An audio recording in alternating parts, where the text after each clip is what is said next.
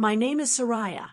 I'm 25, and tonight is supposed to be the happiest night of my life, the grand opening of the restaurant I built from nothing. But what I didn't know was that someone I never wanted to see again would walk through those doors and turn my world upside down. Stay with me, because this story isn't just about food, family, or success. It's about betrayal, secrets, and revenge. The air buzzed with a nervous kind of electricity, the sort that clings to your skin and refuses to let go. I had been rehearsing this day in my mind for months, imagining how every ribbon, every carefully chosen flower, and every shining glass pane would look once the doors opened. But imagination had never prepared me for the real weight of it, the responsibility pressing into my chest, the silent pressure of eyes that weren't even here yet but would soon fill this place. I stood in front of the mirror, smoothing down the hem of my silver gray dress, my palms damp. My reflection didn't just show a woman of 26. It showed the years of struggle behind her eyes. The battles no one had seen, sleepless nights filled with planning, debts hanging like nooses, silent tears when nothing seemed to go right. This wasn't just a grand opening. This was proof that I had survived, that I had carved something for myself from the ashes of rejection. I stepped outside my preparation room and walked into the main hall. The lights glowed warm against polished marble floors, chandeliers hanging like constellations frozen in time. Tables dressed in crisp white cloths stood elegantly around the room, waiting for guests. The faint scent of lilies floated through the air, mixing with the sharp tang of fresh paint and varnished wood. My chest swelled. This was my world now, my dream. But behind that pride, there was a whisper, a shadow, a name I never spoke aloud. "Are you ready, Zoraya?" My assistant, Layla, appeared at my side, her tablet in hand, her dark hair tied back tightly. "As ready as I'll ever be," I said, forcing a smile. My lips trembled slightly, but I bit down on the weakness. No one could see it. Not today.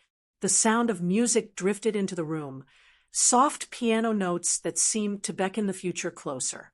Guests were already arriving, important faces, investors, family friends, even local press. I could hear the murmur of voices, the laughter, the clicking of heels against marble. I closed my eyes for a moment, steadying my breath. This is it. Today, I am not the girl who was abandoned. Today, I am the woman who built something no one can take away. "Soraya," Layla whispered again, tugging at my arm. "The press is asking for a statement before the ribbon cutting." I nodded, my throat tightening. I wasn't just opening a building. I was opening a wound, one that had never really healed. But I couldn't let anyone see that. I walked toward the grand staircase that descended into the lobby. Flashing cameras exploded like fireworks as soon as I appeared, and the crowd hushed. I gripped the railing with one hand, raising the other slightly in acknowledgement. "Ladies and gentlemen," I began, my voice stronger than I felt. "Thank you for joining me on what is not just the opening of this place, but the beginning of a dream I have carried for years. This building is more than glass and stone. It is a symbol of resilience, of fighting against the odds when everything seemed lost." My voice cracked slightly on the last word, but the audience only leaned closer, hungry for more. I was told once that I couldn't make it, that I wasn't strong enough, that I didn't deserve success. But standing here before you today, I know one thing for certain. Those words were wrong. I do deserve this. And so does every person who has ever been told they are not enough. Applause filled the hall, echoing off the walls. My chest tightened, not with nerves, but with the strange, powerful rush of vindication. As I stepped down to the ribbon, scissors waiting in their velvet box, my eyes swept across the crowd. Smiling faces, nods of approval, the occasional whispered remark. And then, my breath hitched. At the very back of the hall, half hidden by the shifting bodies, stood a figure I knew too well. broad shoulders, a presence that commanded even when silent, a face carved into my memory like a scar. No, it couldn't be. The scissors in my hand trembled. I forced my gaze away, heart pounding against my ribs. My palms were slick, and suddenly the air seemed thinner, harder to breathe. Zoraya, Layla whispered urgently, "Is something wrong?" I shook my head quickly, pasting on a smile. "No, nothing. Let's do this." But inside, my thoughts spiraled. Why is he here? After all these years, why now? The crowd leaned forward, anticipation swelling like a wave. I raised the scissors, their silver blades gleaming under the chandelier light. For a second, my hand faltered, not from the weight of the scissors, but from the weight of the eyes watching me from across the hall. And then, with one swift cut, the ribbon fell. Applause thundered, glasses clinked, and music swelled louder. But the sound felt distant, muffled, like I was underwater. My eyes searched again, desperate to confirm what my heart already knew. He was still there, watching, waiting. My estranged father, the man who had left us without explanation, who had carved a hole in my life so deep it had taken years to fill. My grip on the scissors tightened until my knuckles turned white. The celebration roared around me, but inside, a storm was rising. The morning the letter arrived, the bakery smelled of fresh cinnamon rolls and warm bread. As if oblivious to the storm I felt building in my chest. I held it in trembling hands, the paper crinkling under my fingers. My father, absent for nearly a decade, was coming back. The words seemed simple, almost polite, but the weight behind them pressed on me like a cold stone. How could he suddenly appear in my life after so many years of silence? I stared out the front window at the empty street, listening to the soft chatter of neighbors and the occasional honk from a passing car. The bakery was finally mine, a dream realized through years of sweat, sacrifice, and solitary late nights. And now he wanted to see it, to be a part of something he had abandoned me from. My stomach twisted into knots. My mother's voice drifted from the kitchen behind me. "Zoraya, breakfast is ready." She didn't know about the letter yet, and I couldn't decide if I wanted her to. Part of me wanted to shield her from the shock, but another part wanted her to feel the tension, the sense of history finally confronting the present.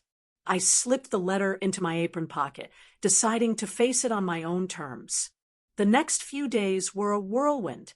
I cleaned the bakery meticulously, rearranging pastries, checking inventory, and even repainting small sections to make everything perfect. Not for him, exactly, but for me. Each brushstroke on the wall felt like preparation, not just for his arrival, but for the confrontation that inevitably followed. Customers noticed the energy. Some commented on how fresh everything smelled, how inviting the space felt. They had no idea that beneath the surface, my heart was a battlefield. When he finally arrived, it was late afternoon, the sun dipping low behind the buildings, casting long shadows across the sidewalk. I had been organizing the display counter, my hands sticky, with frosting, when the door chimed. I froze, half hoping it was a customer, half hoping it wasn't. And then I saw him, taller than I remembered, shoulders squared, eyes scanning the bakery as though trying to measure how much time had passed in my absence. He approached slowly. "Zoraya," he said, his voice careful, almost hesitant. I set down the frosting spatula and wiped my hands on a clean towel. "Hello," I replied, my tone neutral, keeping any tremor from betraying the swirl of emotions inside me. I couldn't decide if I wanted to run into his arms or push him out the door.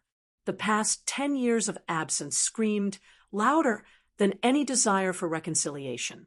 He glanced around the bakery, eyes softening as they landed on the neatly arranged pastries and the warm aroma filling the air. "You've done well," he said, almost quietly, like he feared the words might break if spoken too loudly. I'm proud of what you've built. Pride. 10 years too late. Perhaps, but the word hovered between us like a fragile bridge, one I wasn't sure I wanted to cross. I built this for me, I said carefully, my voice steady but firm. Not for anyone else. I noticed the flicker of surprise on his face, perhaps a hint of guilt buried under the layers of time. He nodded slowly, understanding or pretending to. My mind raced, thinking of all the moments he had missed. My high school graduation, birthdays, every small triumph and failure. And now he expected to be welcomed with open arms. As we talked, I watched him closely. He shifted in his stance, nervously tugging at his sleeve. I noticed the little signs of discomfort, the way he avoided eye contact when mentioning the past. I know I wasn't there, he admitted finally, his voice low, heavy with remorse. And I can't change that, but I want to make it right. The words sounded hollow against the years of absence, but I didn't let him see the storm inside me. Instead, I offered him a tour of the bakery. We moved through the small space together, him asking questions about the ovens, the ingredients, the new recipes I had created. I answered patiently, sometimes offering detailed explanations, sometimes letting silence fill the gaps. The bakery had always been my sanctuary, a place where I felt in control. Sharing it with him felt like handing him a key to a part of my life he had no right to enter, yet I did it anyway, testing him, measuring his intentions. Small incidents began to unravel the surface. A spilled tray of scones, his startled reaction when the oven timer dinged, even his inability to remember the layout of the storage room. Each moment reminded me of his absence. And yet, strangely, each tiny mistake made him more human, more tangible, less of an abstract shadow from the past. I began to see him, not as the father who abandoned me, but as a person flawed, trying, uncertain. We shared a quiet lunch in the small back room, the smell of coffee mixing with the lingering aroma of baked bread. He spoke about his life, the reasons he had left, the struggles he had faced. I listened, occasionally asking questions, sometimes just nodding. Anger still simmered beneath the surface, but curiosity, the need to understand, started to creep in. He was attempting to reconnect. And for the first time, I wondered if it was possible to forgive without forgetting. Later, he offered to help behind the counter. I hesitated, but let him take orders while I prepared pastries. Watching him interact with the customers, clumsy but genuine, I realized that people could change, or at least try. A loyal customer commented on how polite he was, completely unaware of the history lurking beneath our smiles. And I felt a strange mix of pride and resentment. Pride in myself for allowing this moment, resentment for the years I had spent without him. As the afternoon shadows lengthened, tension built subtly. He asked about my mother, about family events I hadn't shared, about decisions I had made alone. Each question felt like a test, probing boundaries he had no right to cross. And yet, I found myself answering honestly, cautiously, measuring every word. I wanted him to understand, but I also wanted him to realize that respect was earned, not demanded.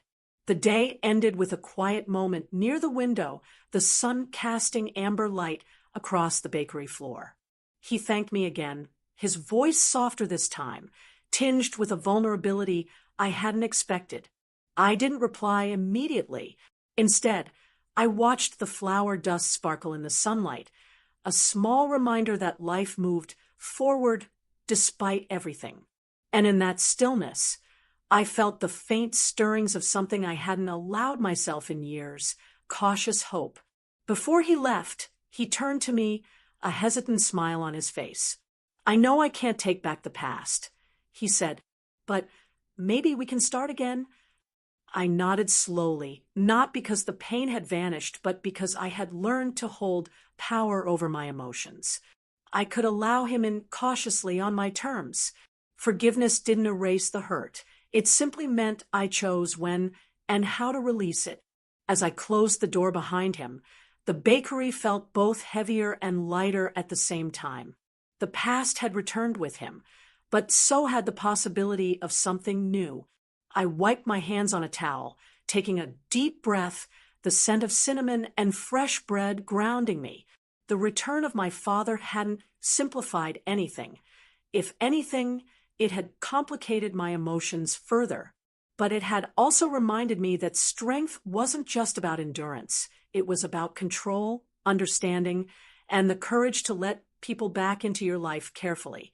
The bakery smelled of vanilla and warm sugar, a sweetness that clung to my clothes as though it wanted to follow me everywhere. Just yesterday, the ribbon was cut, applause filled the room, and my heart nearly burst with pride. Now, the air felt different, still sweet, but sharper, as though something sour lingered beneath the frosting. Customers lined up at the counter, their chatter blending with the low hum of the espresso machine. Each face I saw felt like validation. People actually wanted what I had created. My hands shook a little as I boxed pastries and poured coffee, but it wasn't nerves. It was disbelief, a stunned joy that all the long nights, all the risks were finally paying off. "Soraya, these cupcakes are unreal," a young woman gushed, clutching a pink box like treasure. "I'll be back tomorrow." Her words wrapped around me like a hug. I smiled so wide my cheeks ached. For a moment, it was exactly what I had dreamed. The smell of fresh bread, the laughter of strangers turned customers, the sound of my name spoken with genuine excitement. But joy rarely lingers without shadows. Across the room, leaning casually near the pastry case, stood my cousin Mariah. Her eyes scanned the bakery, not with admiration, but with something else, something sharp. She clapped politely when others did yesterday, but I remembered the curve of her smirk, as though she already knew something I didn't. Today, she didn't order anything. She just stood there, phone in hand, tapping as if documenting everything. I tried to ignore it, focusing instead on a little boy pressing his face to the glass. "Do you like sprinkles?" I asked. He nodded eagerly, and I slipped an extra cookie into his bag. His grin lit up his whole face, and for a second, the tension in my chest loosened. But when I glanced back, Mariah's eyes were still locked on me. The hours passed quickly. By evening, my legs ached and my voice was hoarse, but the register overflowed with receipts. Success tasted sweeter than any frosting I'd ever made. Still, when the last customer left and the door clicked shut, the silence was heavier than I expected. I slumped into a chair, untied my apron, and checked my phone. Dozens of messages, congratulations from friends, posts tagged with pictures of my bakery. My heart swelled, but as I scrolled, my chest tightened. One post stopped me cold. It was a photo of my bakery window, the caption reading, "Not everything that looks sweet is good for you. Watch closely." Mariah had posted it. At first, I wanted to laugh it off, her cryptic way of stirring drama. But the comments beneath it stung. "What's wrong with it?" someone asked. "Overpriced," another guessed. Heard she didn't even come up with her recipes herself. One wrote, "My hand trembled. Recipes I guarded, perfected, and poured myself into, dismissed by a stranger, because of one poisonous seed my cousin planted." The next morning, business boomed even louder. A local food blogger had shared a glowing review, and suddenly lines wrapped around the block. The bakery was alive with chatter, and my heart soared again. Yet, even in the chaos, I couldn't shake the knot in my stomach. Mariah showed up again. This time, she ordered a coffee but barely touched it, her eyes darting everywhere like she was searching for flaws. She smiled too sweetly at the customers, asked too many questions about my suppliers, and laughed a little too loudly when I dropped a tray. Later, I overheard her whisper to someone near the door, Oh, I know the real story. The words sliced deeper than I wanted to admit. By the third week, I was running on adrenaline. Success had momentum. It carried me even when I was exhausted. People recognized me on the street now, pointing and smiling. That's the bakery girl. The pride filled me up, but underneath, doubt crept in. What if Mariah wasn't just trying to irritate me? What if she had something planned? One night, after locking up, I found a folded piece of paper slipped under the door. My name scrawled in rushed handwriting. My pulse quickened as I opened it. Not everyone clapping is cheering for you. Be careful who you trust. I stared at the note until the letters blurred. It wasn't signed, but in my gut, I already knew. Mariah. I wanted to confront her, but every time I tried, she slipped away with excuses. Phone ringing, friend waiting, errands to run. She avoided direct conflict, like she thrived on keeping me guessing. Instead, I poured myself harder into the bakery. Early mornings, late nights, experimenting with new recipes, decorating cakes with even more precision. I told myself success would drown out her whispers. But sometimes when I stood at the register and saw her leaning against the wall, smiling that half smile, it felt like a storm cloud no sunshine could erase. The bakery had become my world. Kids scribbled notes on napkins thanking me for their birthday cakes. Couples came in on first dates, shyly splitting slices of cheesecake.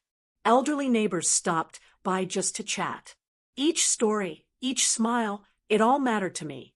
Yet in quiet moments, I couldn't ignore the shadow of Mariah's presence. She didn't need to scream or make a scene. She only needed to plant doubt, to twist admiration into suspicion. And it was working. I caught customers whispering once, pointing at me, with furrowed brows. Another time, I saw a review online. Delicious, but something feels off. Can't put my finger on it. I knew whose fingerprints were on that doubt. One rainy afternoon, she finally spoke plainly.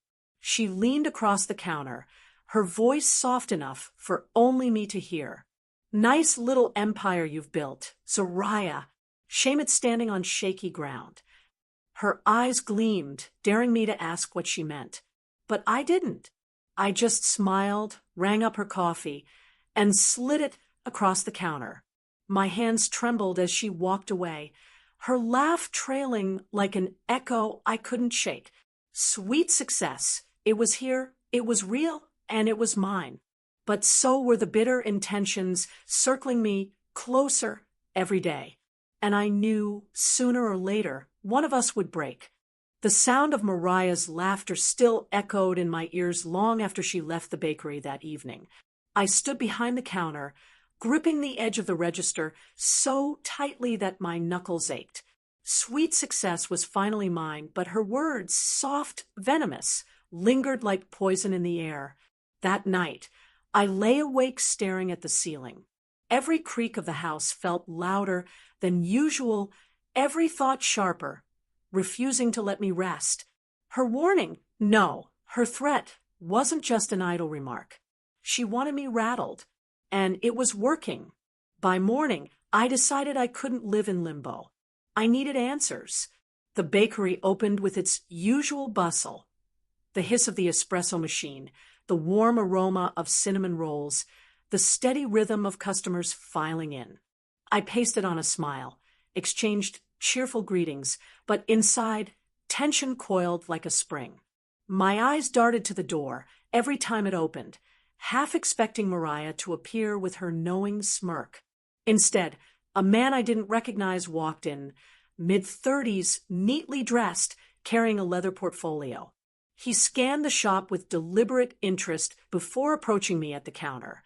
"Soraya Miller?" he asked. "Yes," I replied cautiously. "I'm Daniel Reeves, Food Safety Inspector." He flashed a badge.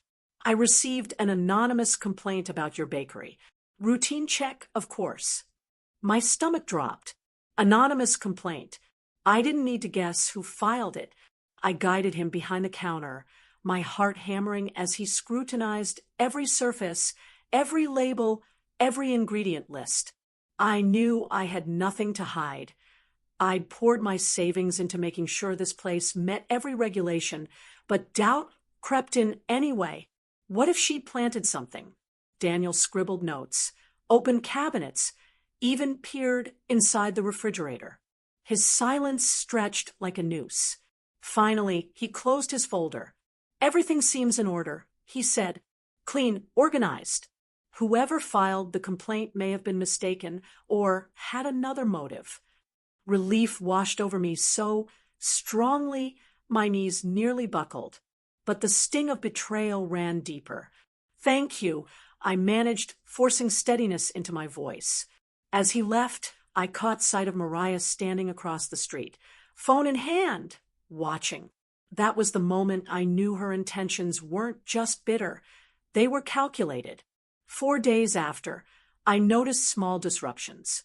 A shipment of flour arrived late because the order had been mysteriously changed. A supplier called to confirm I wanted to cancel my standing agreement, an order I never touched. One morning, I found the bakery door slightly ajar, though I was certain I'd locked it the night before. Nothing was stolen, but the display case had been smeared with fingerprints that weren't mine. Each incident chipped away at my peace. One evening, exhausted after closing, I confronted her directly. She was waiting outside, leaning casually against her car, as though she knew I'd find her there. "Why are you doing this?" I demanded, my voice sharper than I intended. Her smile was almost kind, but her eyes glittered. "Doing what?" "Don't play games, Mariah. The complaints, the rumors, the whatever this is. Why?" She tilted her head, feigning innocence. "Maybe I'm just looking out for you. Success can be overwhelming. Wouldn't want you to fall too hard." "Looking out for me?" My laugh came out hollow. "You're trying to destroy me." For a flicker of a moment, her mask slipped. "Maybe," she whispered before sliding into her car and driving away. The betrayal burned deeper because it wasn't just business, it was blood. Mariah wasn't some stranger, some rival bakery owner. She was family, someone I'd trusted at birthday parties, holidays, whispered secrets during sleepovers. And now she was the storm threatening everything I built. I tried to keep my focus on the bakery, but paranoia shadowed every moment. When customers whispered, I wondered if they'd heard her lies. When my phone buzzed with unknown numbers, I feared it was another attack. Even laughter from strangers sounded like mockery. Then came the day I found proof. It was a Tuesday afternoon, the lull between morning rush and evening pickups. I was restocking shelves when a young woman walked in, hesitating near the door. She clutched her purse tightly, her eyes scanning the bakery before landing on me. "Are you Zariah?" she asked softly. "Yes. Can I help you?" She bit her lip. "I probably shouldn't be here, but I thought you should know. Mariah's been talking. A lot." My heart thudded. "Talking about what?" "She's telling people you stole her recipes, that this bakery was her idea. She says you locked her out, took everything from her." The words hit me like a slap. "That's not true," I said, my voice trembling with anger. "I believe you," the woman rushed to say. "But others might not. She's convincing. She even showed some people an old notebook, said it had her recipes in it." The betrayal unfolded before me like a curtain pulled back, revealing a stage I hadn't known existed. Not only was Mariah trying to sabotage me, she was rewriting the story, painting herself as the victim. I thanked the woman, gave her a cupcake on the house, and locked the door behind her. My hands shook as I braced against the counter. Memories of Mariah laughing with me in the kitchen years ago flooded back, us experimenting with frosting colors, tasting half-baked cookies, dreaming of someday owning our own shops. She wasn't just trying to ruin my bakery. She was trying to steal my dream. That night, I sat at my kitchen table, staring at the scattered papers of my own recipe notes.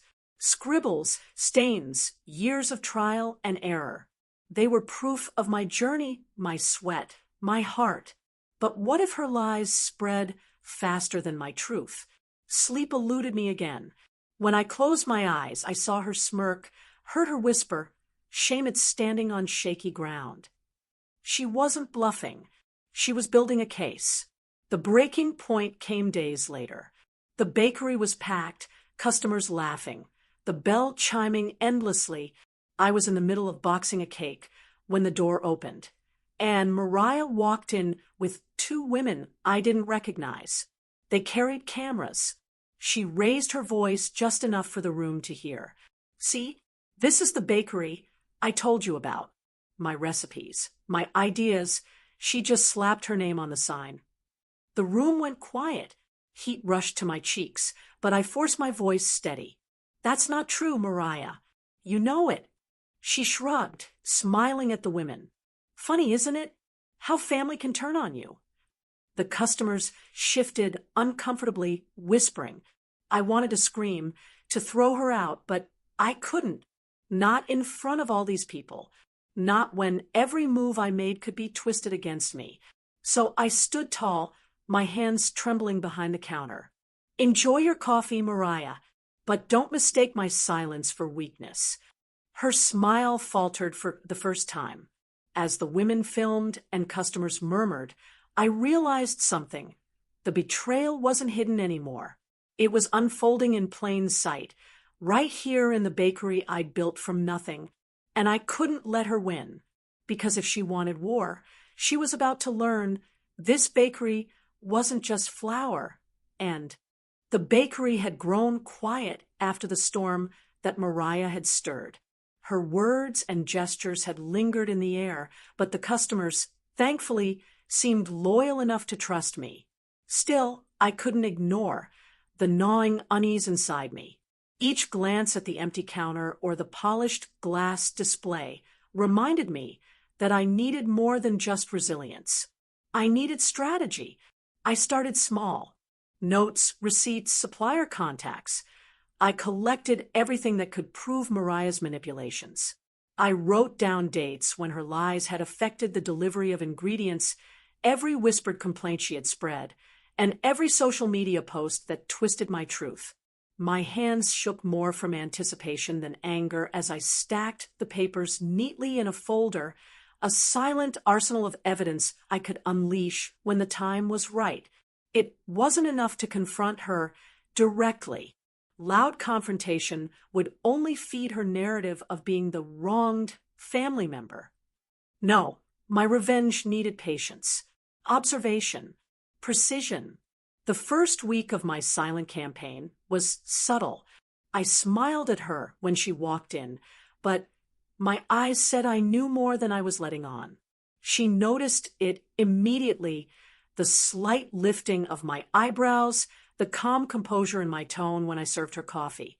Mariah's smirk wavered for a second, then returned, but I knew she felt it. That flicker of doubt was my first victory. Meanwhile, I strengthened my connections. I personally called every supplier she had tampered with, ensuring my orders were locked in and secure. A small but vital detail. One wrong shipment could have undone weeks of preparation. When the delivery man nodded with a smile, assuring me everything was set, I felt a surge of quiet triumph. I was silently reclaiming control. I also focused on my customers. I invited some of my regulars into the kitchen under the guise of a behind-the-scenes tasting. They marveled at my recipes, my organized kitchen, my meticulous method. I didn't need to mention Mariah. The contrast was obvious. The whispers of admiration started to float around the bakery, subtle and undeniable. Her influence began to falter without me raising my voice. It wasn't just external validation that mattered. Internally, I was transforming. I no longer felt the sting of betrayal as acutely. I converted it into a kind of energy, a motivation to make each loaf, each cupcake, each pastry better than the last. Sweet success would be my revenge, and it tasted richer than any frosting I'd ever whipped. One afternoon, a loyal customer, an older woman named Mrs. Henderson, approached me cautiously. "Soraya, I don't mean to pry, but I overheard Mariah on the phone. She whispered, 'She's been telling people you took her recipes. She made it sound like you stole her work.' I smiled faintly, keeping my calm. 'Thank you for telling me. I appreciate it.' But inside, my pulse quickened. This was the confirmation I needed. I knew she had already tried to plant seeds of doubt. Now I had proof that her schemes extended outside our little circle. The next step had to be subtle, yet irreversible.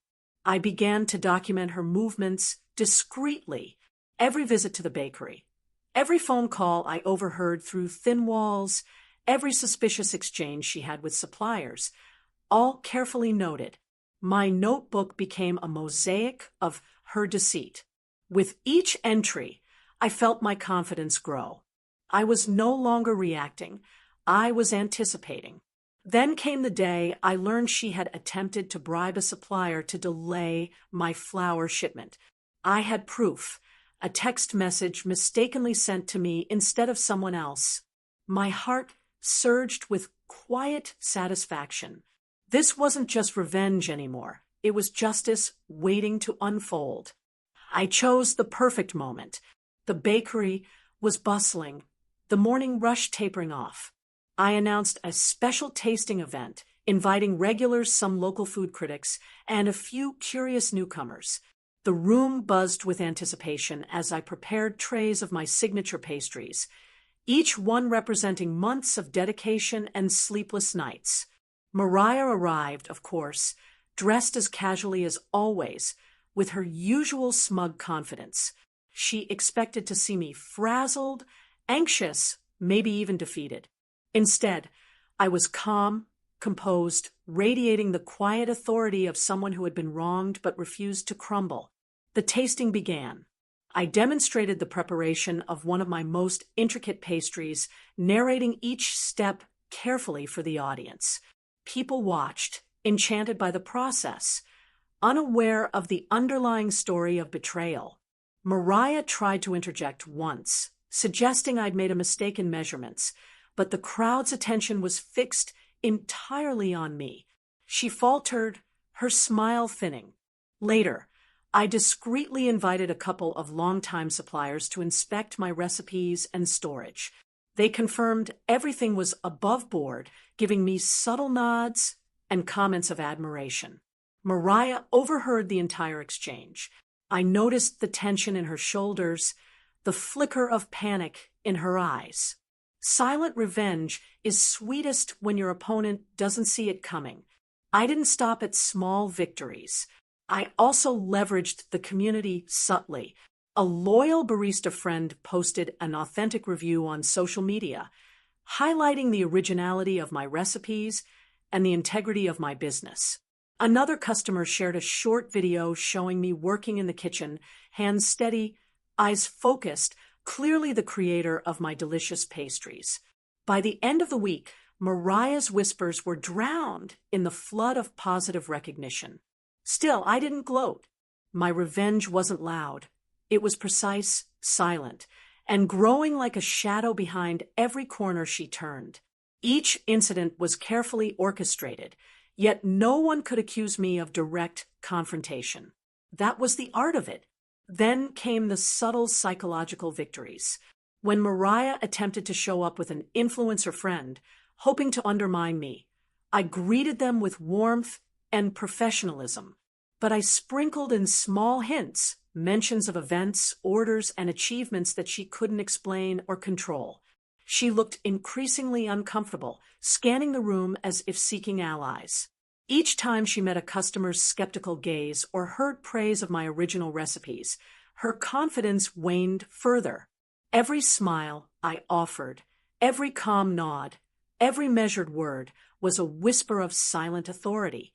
The same cousin who had tried to destroy me now seemed small, shrinking under the weight of her own lies.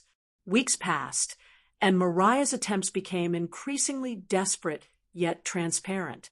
I never confronted her directly, but each minor success I achieved, contracts finalized, social media praise, press coverage, drove her further into frustration.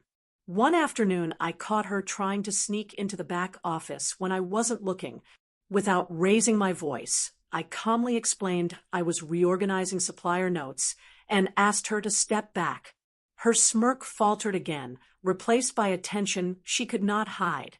I let it go without comment, but the message was clear. I was aware I was ready, and her tricks would no longer work.